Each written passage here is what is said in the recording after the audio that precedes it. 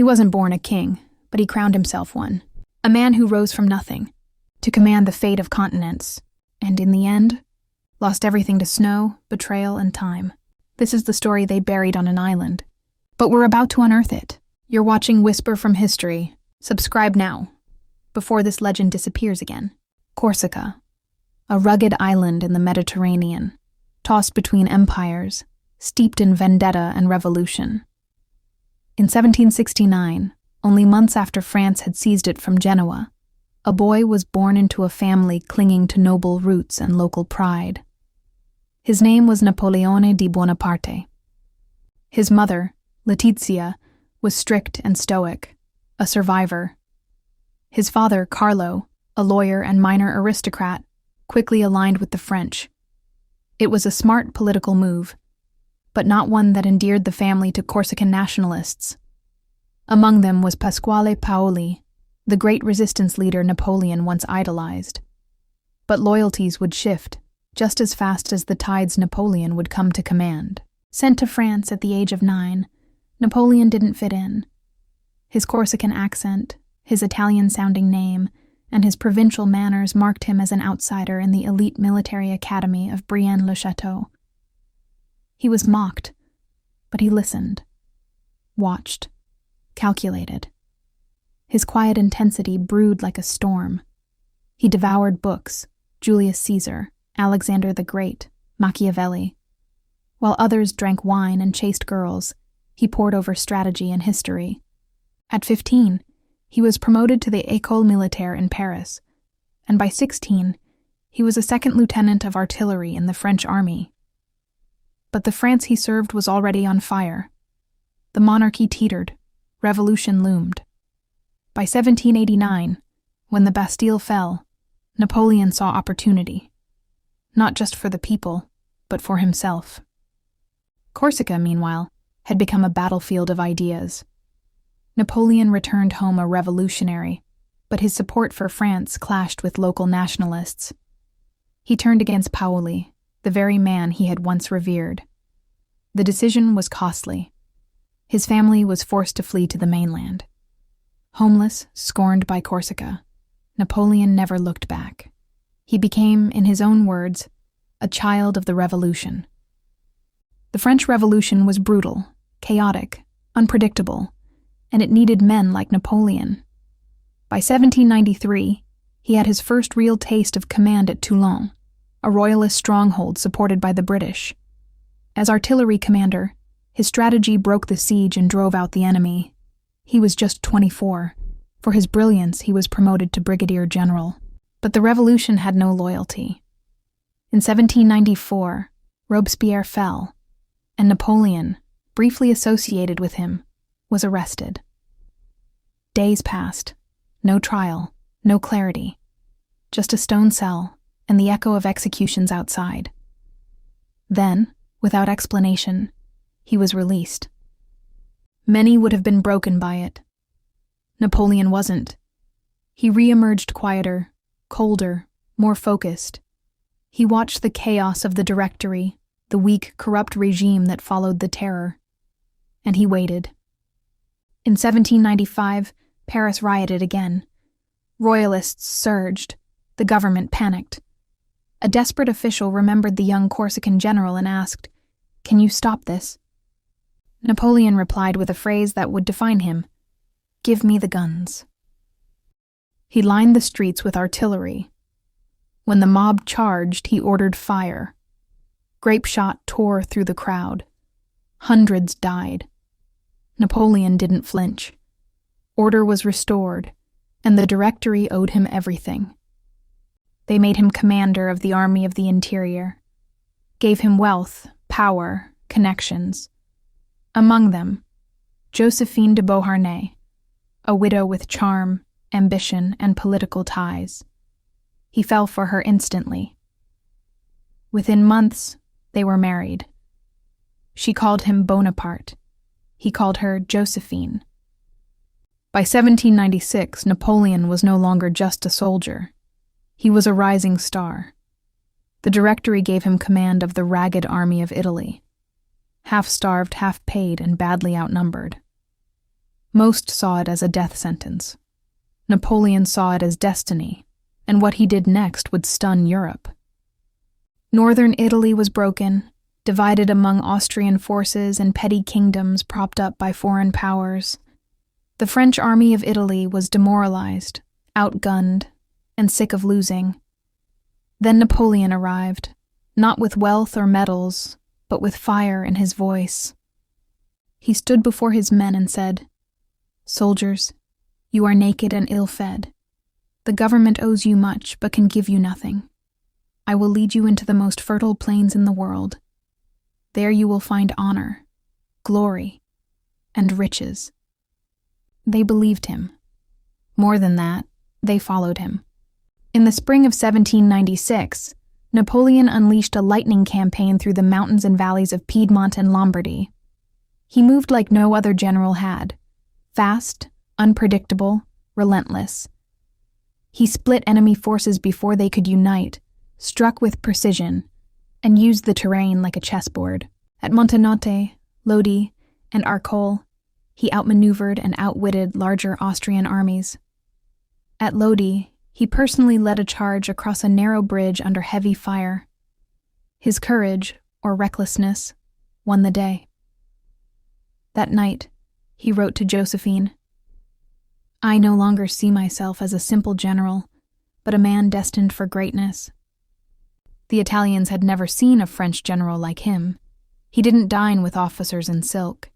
He ate with the troops, marched with them, shared their rations. Yet off the battlefield he wrote passionate love letters, obsessive, fevered, aching for Josephine.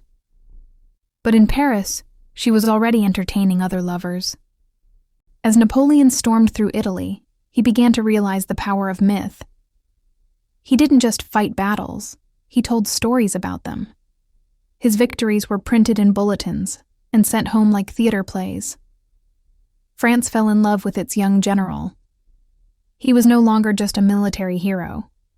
He was becoming a political force. By 1797, he had transformed the battlefield. He defeated the Austrians and forced them to sue for peace. The Treaty of Campo Formio handed over huge swaths of land to France, and Napoleon redrew the map of Europe without even consulting the Directory. But the victories were not just military. In Venice, he dismantled a 1,000-year-old republic and sent its treasures back to Paris. Art, gold, relics, all now symbols of the revolution's power. Napoleon began to look not just like a general, but a man rewriting history. And yet, he knew something vital. France feared ambitious men. So he stayed away from Paris, content to be admired from a distance. The Directory, both grateful and terrified, tried to keep him busy. In 1798, they sent him on a bold and strange expedition to Egypt. The plan was as grand as it was dangerous. Strike at British trade routes, weaken the empire from within, and bring the Enlightenment to the East. Napoleon agreed, but he had other dreams. Egypt was the land of pharaohs and forgotten empires. He would not just fight wars there, he would write his own legend. He took with him 35,000 troops, 160 scholars, scientists, artists, and engineers. It was part invasion, part cultural crusade. They landed in Alexandria and marched across burning sands, deep into a world none of them understood.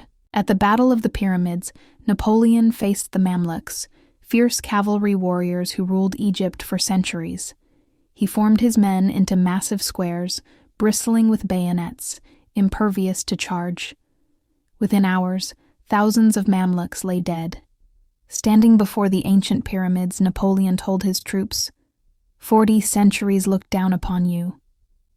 But triumph faded quickly. Disease, heat, and rebellion haunted the campaign. The British Navy, under Admiral Nelson, destroyed the French fleet at Aboukir Bay, stranding Napoleon in the desert. Cut off. Alone. And yet, he never flinched. He studied ancient ruins, formed new governments, and commissioned the Rosetta Stone. unlocking the key to Egypt's ancient language. Even in failure, he carved his name into the stones of history. But Egypt was not Paris. And back in France, the Directory was collapsing. Corruption festered. Enemies circled. People whispered one name as the savior of the Republic: Napoleon. In the dead of night, he left Egypt without permission, slipped through the British blockade, and returned to France. What followed would not be a homecoming. It would be a coup. France was rotting from within. The Directory, once the guardian of revolutionary ideals, had decayed into scandal, paralysis, and fear. The streets of Paris hummed with discontent. Inflation soared, bread riots returned, monarchists plotted from the shadows, Jacobins whispered of revenge. But no one had the loyalty of the army. No one commanded the hearts of the people. Except Napoleon. He arrived in October 1799, cloaked not in defeat, but myth. News of the disaster in Egypt traveled slowly. His triumph still lit the public imagination. They saw not a deserter, but a hero, and he knew it. His timing was perfect. In secret, he conspired with key figures: Emmanuel C.S., a director with more ambition than courage; Talleyrand, the slippery diplomat who moved with the wind; and Napoleon Bonaparte, Napoleon's younger brother, now a member of the legislature. Together, they plotted the end of the republic that had birthed them. On November 9th, 1799, 18 Brumaire, by the revolutionary calendar, Napoleon made his move. Troops loyal to him occupied key points across Paris. He marched into the Council of 500, flanked by grenadiers, claiming the Republic was in danger. The chamber erupted in chaos. Cries of "Down with the tyrant" rang out. One deputy lunged at Napoleon. Another shouted, "He's violating the Constitution!" But then Lucien stood up, sword drawn, and declared his own brother was acting to save the Republic. He ordered the soldiers to remove the assembly, and they did. By nightfall, the Directory was dead. In its place stood the consulate, 3 men at its head, but only one with real power: Napoleon Bonaparte, first consul of France. At just 30 years old, he had seized control of a nation, not with violence, but with fear, spectacle, and precision. But Napoleon didn't crush the revolution. He harnessed it. He restructured the government, swept away the inefficiencies of the past, and centralized power with mathematical clarity. His reforms reached into every corner of life: law, finance, education, religion. He created the Bank of France, rewrote tax codes, founded elite schools. He even signed a concordat with the Pope, restoring Catholicism, but only on his terms. Then came the law. The Napoleonic Code, still the basis for legal systems today, was a masterstroke. It standardized justice, reinforced property rights, and enshrined equality for men. But it also crushed unions, weakened women's rights, and empowered the state above all. To many, it was order out of chaos. To Napoleon, it was legacy. But war was never far. In 1800, he crossed the Alps to face Austria again. The journey was brutal: ice, snow, and the constant threat of ambush. Yet his army descended like lightning into Italy. At Marengo, his forces were nearly routed, but a last-minute counterattack, led by General Desais, who died in the assault, snatched victory from defeat. It was another miracle, another myth. And again, peace followed. The Treaty of Lunéville pushed Austria back. The Treaty of Amiens in 1802 even brought a brief truce with Britain. For the first time in over a decade, Europe was quiet. At home, the people crowned him with devotion. The Senate named him first consul for life. Portraits of him as a Roman emperor filled public halls. Streets were renamed, statues erected. The boy from Corsica was now master of France. And yet, in his palace at the Tuileries, Napoleon knew peace was temporary. He saw the future not in calm, but in conquest. His ambition had no borders. His legacy demanded more. And in 1804, he took the final step. He would not be crowned by anyone, not even the Pope. He would crown himself. It was a moment soaked in theater, symbolism, and power. December the 2nd, 1804, Notre Dame Cathedral, Paris. A city cloaked in cold and ceremony. Inside, the air was thick with incense and anticipation.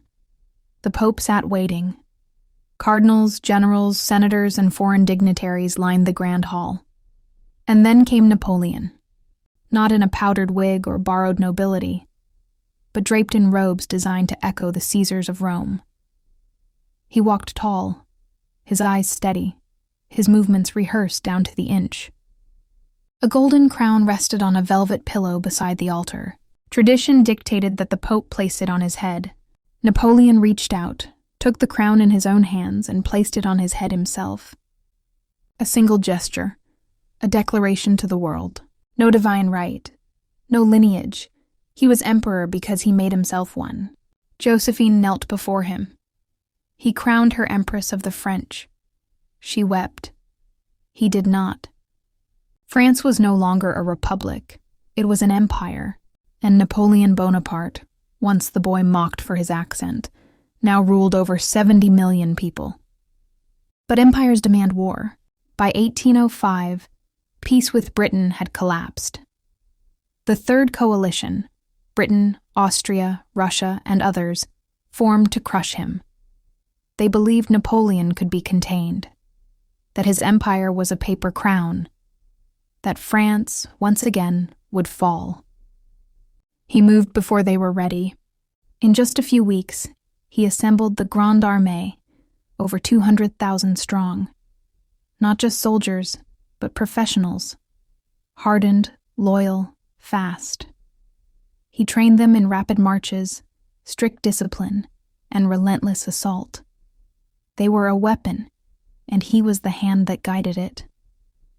Napoleon pushed east across Europe like a storm. He didn't just march, he enveloped. In October, at Ulm, he surrounded 60,000 Austrian troops without firing a shot. A brilliant maneuver, executed with such speed and deception that the Austrians surrendered in humiliation. Then came Austerlitz, December 2nd, 1805, exactly 1 year after his coronation. The field was cold and foggy, near a small town in Moravia. Napoleon faced two massive armies, Austrian and Russian, led by Tsar Alexander himself. He was outnumbered, outgunned.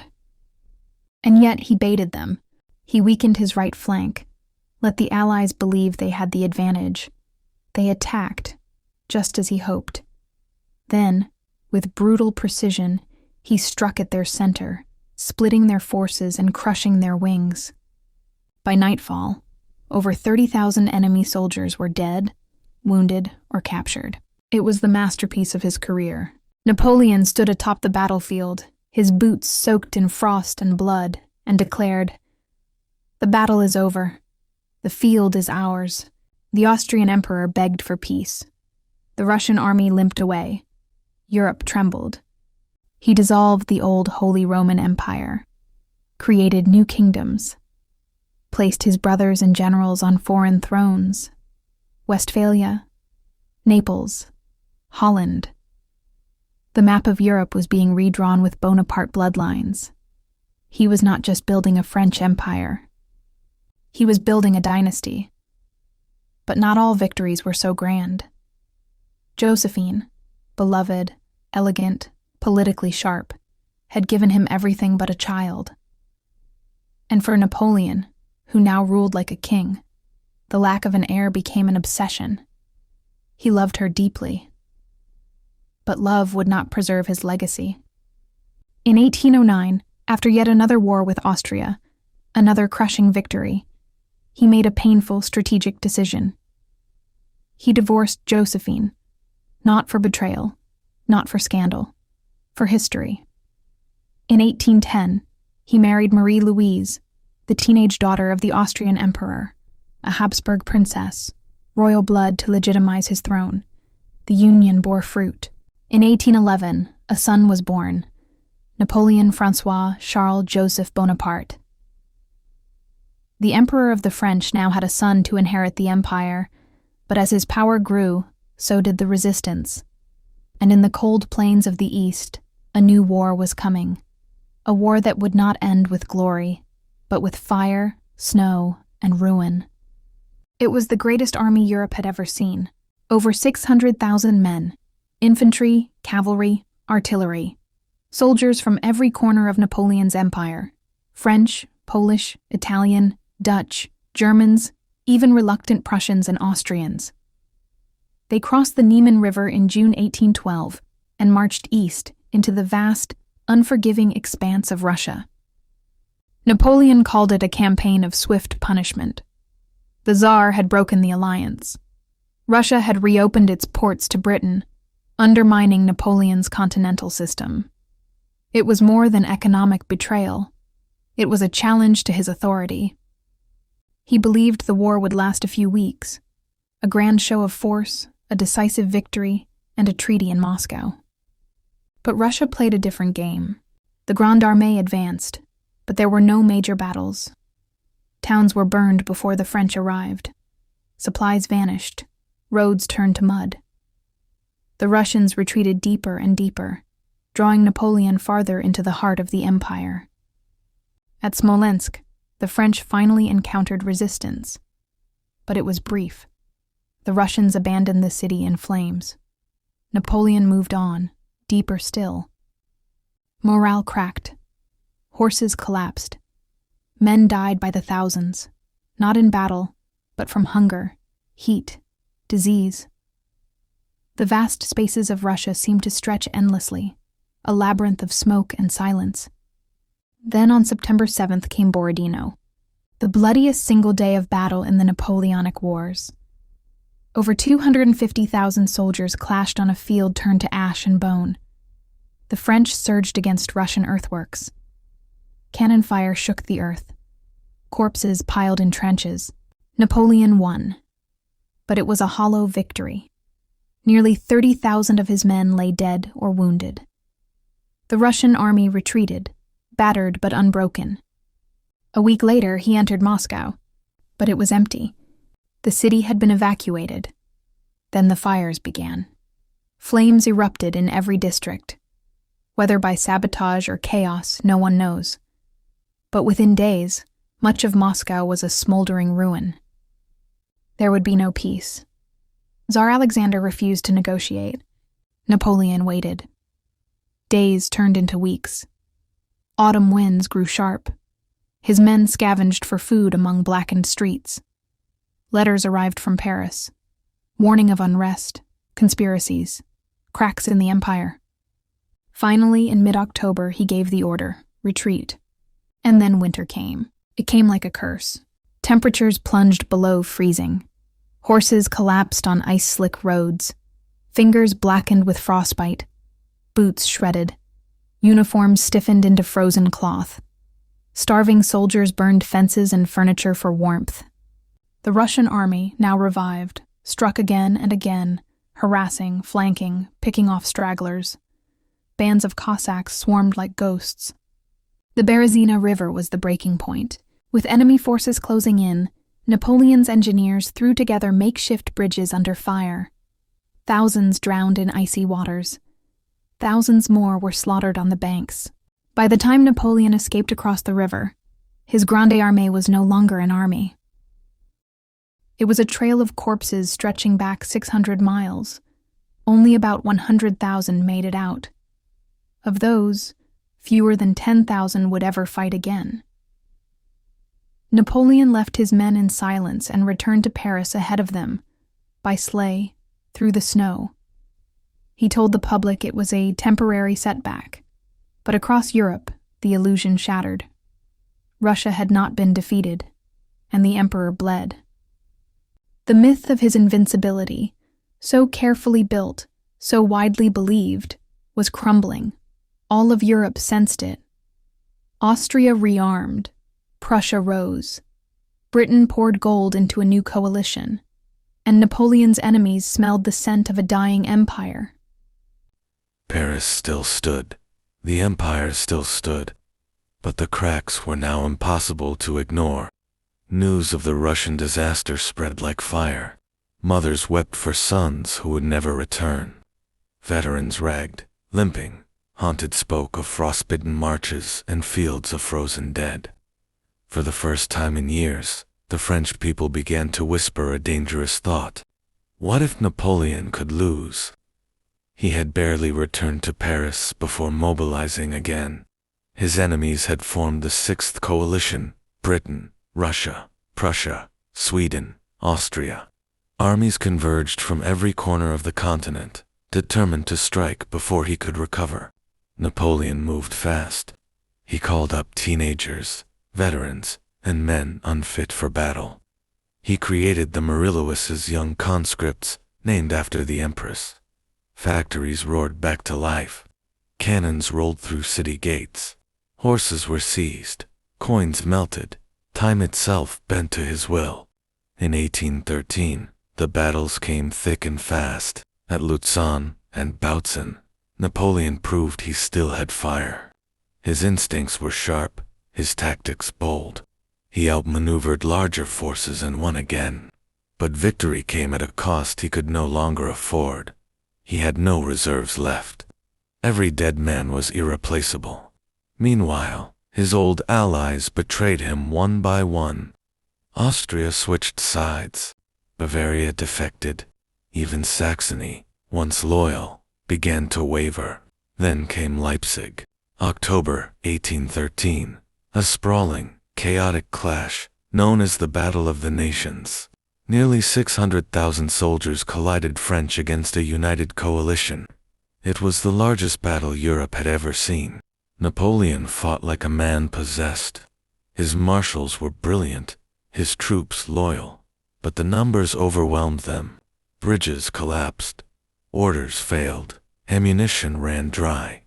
On the final day, as the French retreated, a key bridge was blown to early, trapping thousands on the wrong side. Many drowned, others were captured. Napoleon fled west. His empire was breaking apart. Germany was gone.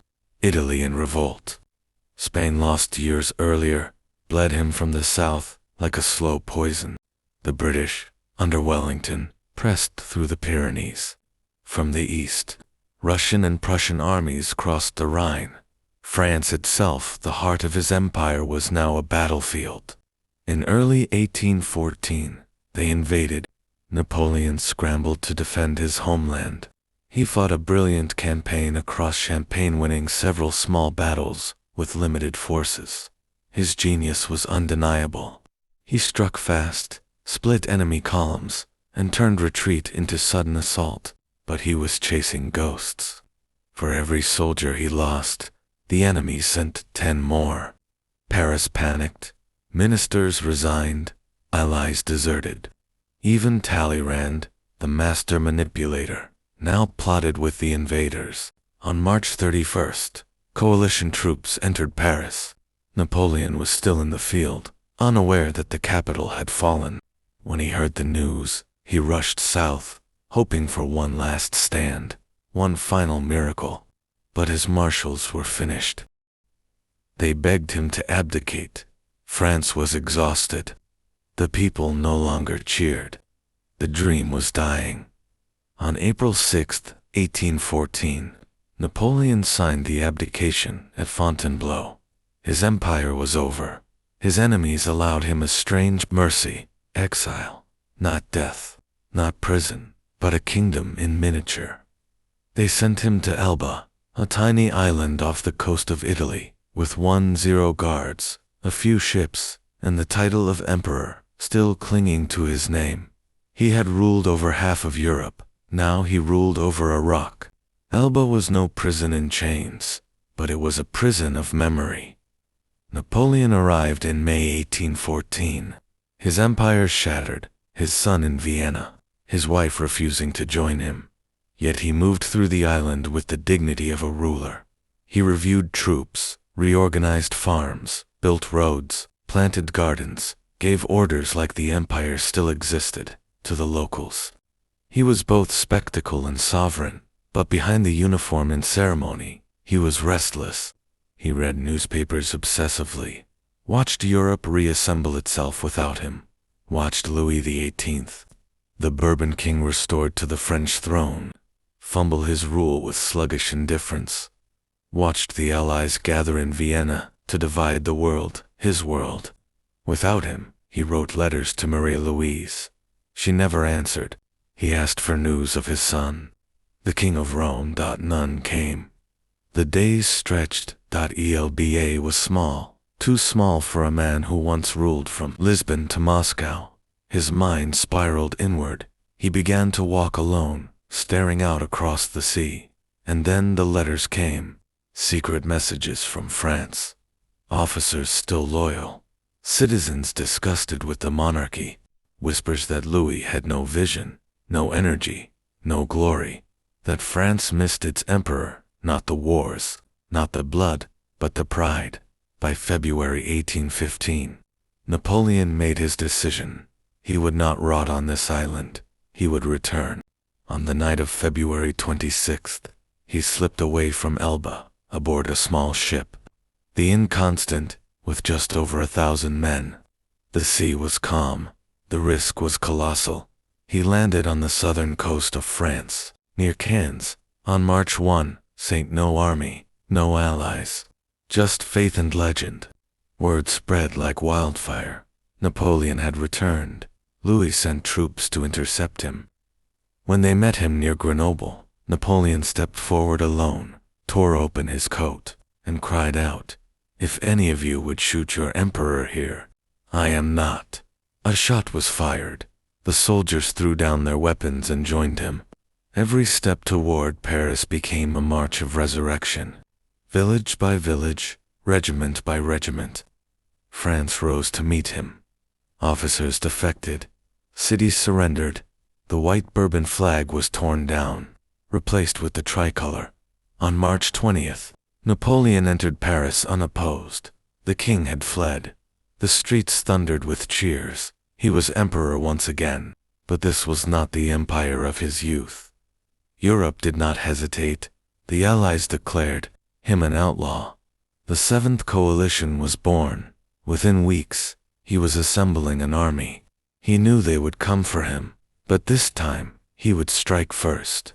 He marched north toward Belgium, hoping to divide the British and Prussian armies before they could unite. The old fire burned in him. Strategy returned to his fingertips. His men, many young, some still boys, worshipped him. He moved fast, catching his enemies off guard. On June 16th, he defeated the Prussians at Ligny. It was the last great victory of his life. 2 days later, on a quiet ridge near a village called Waterloo, he faced the Duke of Wellington. Rain soaked the fields, and fate waited in the mud. Dawn broke over the fields of Waterloo on June 18th, 1815. The sky hung low, gray and swollen from the storm the night before. The ground was soft, waterlogged and fit for cavalry or cannon, but Napoleon waited. He needed the soil to dry. It cost him precious hours. Across the ridge stood the Allied army, 68,000 men, under the Duke of Wellington. Calm and methodical, his troops dug into strong defensive positions near Mont Saint-Jean. To the east, the Prussian army under General Blücher was marching. Wounded from Ligny, but far from broken, Napoleon believed he could strike and break Wellington before the Prussians arrived. Divide and conquer, his oldest strategy. But the hour was already late. He opened with a fierce artillery barrage. Shells ripped through the Allied lines. Infantry surged forward. The French took the farmhouse at La Haye-Saint. Then, a massive column advanced against the Allied center. But Wellington held the ridge.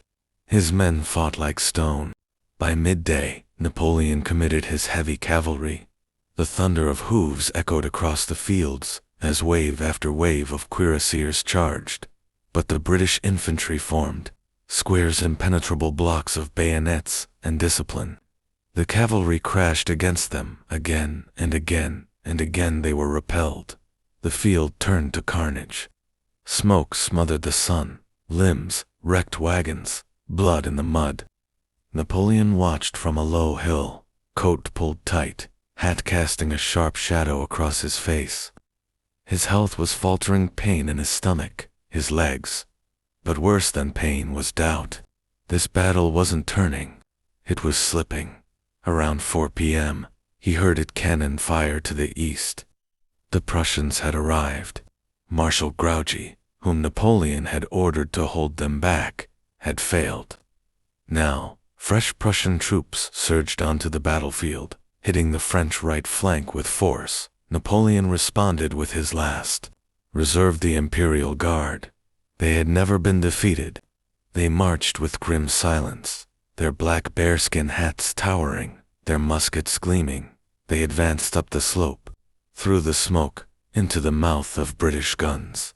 And then rifle fire exploded from behind the ridge. The guard halted, shaken. Another volley. They staggered. Then came a cry, "La Garde, recule." The guard is retreating. Panic spread like fire. The French line broke. Officers shouted, pleaded, wept. Soldiers dropped their weapons and ran. Waterloo had become a rout. Napoleon tried to rally them, but it was too late. The army fled south in chaos. He rode away in silence. Surrounded by the wreckage of his dream, by the evening of June 18th, the battle was over. Nearly 50,000 men lay dead or wounded. Napoleon returned to Paris, hollow-eyed and beaten.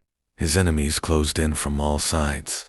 On June 22, 1815, he abdicated, bade, but this time, there would be no ELBA. There would be no escape. The Allies were done playing mercy. They would send him to a place far beyond the reach of Europe, a rock in the middle of the Atlantic, St. Helena. St. Helena was not exile. It was erasure, a jagged speck of volcanic stone.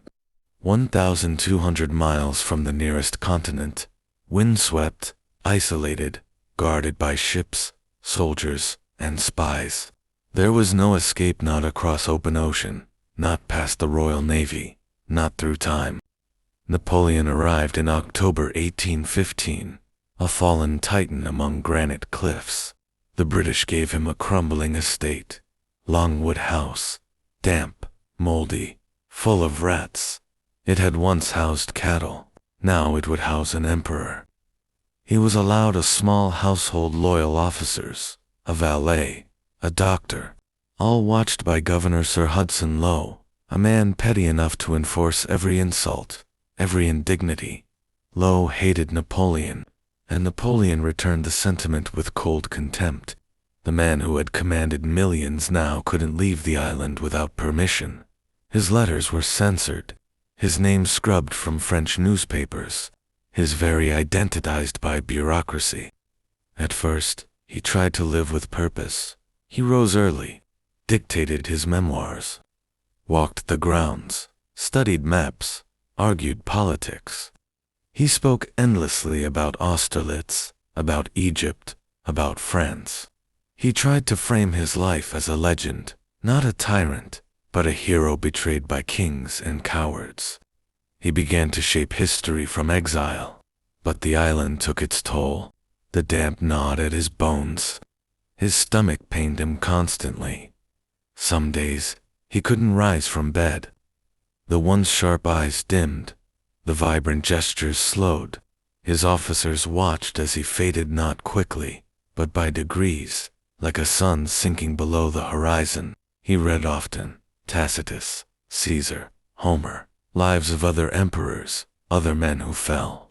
He wrote letters to his son, never knowing if they were received. He called him L'Aiglon, the little eagle. He never saw him again. By 1819, he was skeletal, pale, vomiting blood. His hands shook when he tried to write. Lowe ignored his pleas for better care, accused him of exaggeration, ordered the guards to remain close, even as Napoleon wasted away. By the spring of 1821, the end was near. On May 5th, after a night of fever and delirium, he whispered a few final words. France, the army, Josephine. Then he fell silent. Napoleon Bonaparte, general, emperor, exiled in a narrow bed on a forgotten island. He was 51. There was no trumpet, no ceremony, just a coffin draped in a green cloak from the Battle of Marengo, and a small funeral watched by weeping loyalists and indifferent guards. They buried him under a simple stone. No name. The British feared his grave would become a shrine. And so, the man who had crowned himself, who had ruled from Madrid to Moscow, now lay beneath a nameless patch of earth in the South Atlantic. But his silence would not last forever. They thought St. Helena would bury his memory. They were wrong. As Europe rebuilt itself, the legend of Napoleon only grew. In taverns and salons, on battlefields and in courtrooms, his name still echoed. Veterans spoke of him with fire in their eyes. Children were named after him. His face appeared in secret prints, passed hand to hand like forbidden scripture. Even his enemies couldn't look away. British officers who had once feared him now studied his campaigns with reluctant awe. In Prussia, military academies dissected his every maneuver. In Russia, soldiers still whispered of the frozen march, of the man who had almost conquered the world. And in France, the monarchy stumbled again. The Bourbons, restored but out of touch, ruled like it was 1780. The people grew restless. They had traded a giant for ghosts. Liberty and glory had been replaced with silence and shame. In 1814, 19 years after his death, France asked for his body back. King Louis Philippe, desperate for public favor, struck a deal with Britain. A ship, La Belle Poule, painted black and draped in mourning, crossed the Atlantic to retrieve him. They opened the tomb at Longwood. The air was still. His remains, preserved in 4 nested coffins, were placed aboard. When the ship returned, crowds lined the Seine. Thousands, perhaps millions, wept as the emperor passed. Old soldiers, in torn uniforms, saluted with trembling hands. He was brought to Paris, to the Hôtel des Invalides, and there, beneath a golden dome, Napoleon Bonaparte was entombed in a sarcophagus of red quartzite, surrounded by statues of victory and carved names of his greatest battles: Austerlitz, Lodi, Jena, Wagram. He had come home not as a ruler, but as a myth that would haunt history. His legacy is a paradox. He rose in the name of the Republic, but crowned himself an emperor. He spread laws and reform, but trampled freedom in pursuit of order. He inspired loyalty, genius, terror, and resistance, sometimes in the same breath. He killed millions, redrew borders, toppled dynasties, and yet he believed in merit, in greatness, earned not born. To some, he was a monster, draped in glory. To others, the greatest man of his age. But what is certain is this: he changed the world. From the windswept coasts of Corsica to the firelit snows of Russia. From the grandeur of Austerlitz to the mud of Waterloo. From the throne in Paris to a lonely death in the Atlantic. Napoleon Bonaparte shaped the 19th century in his image, and, long after his fall, the world still turns in his shadow. The man is gone. The legend remains.